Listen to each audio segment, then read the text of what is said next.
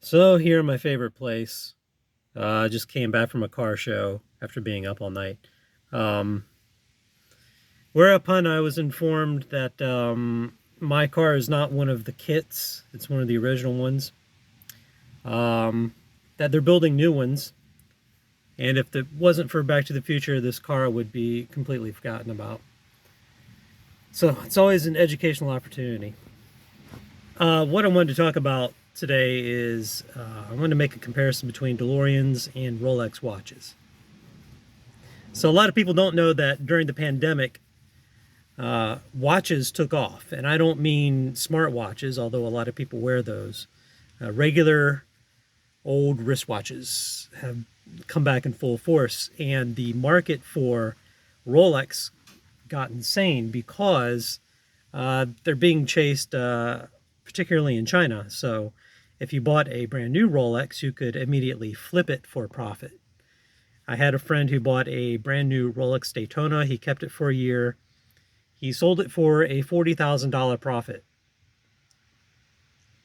There you go. Rolex is the king, but it's not even the finest watch out there. It's not like a handmade watch. They're machine made. Handmade watches, Vacheron, Patek Philippe, very expensive watches. But Rolex has something special going on in that they, it's such a known commodity and it's such an icon that they're chased. So this relates to DeLoreans, I promise. And it relates to DeLoreans because if you think about it, and if you can verify it by Googling it, they make over a million watches a year. Rolex makes over a million watches a year, and yet they're still in short supply.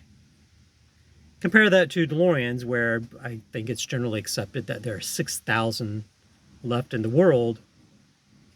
It's a wonder, even though we bellyache about the prices going up and the insurability, and now people are being priced out.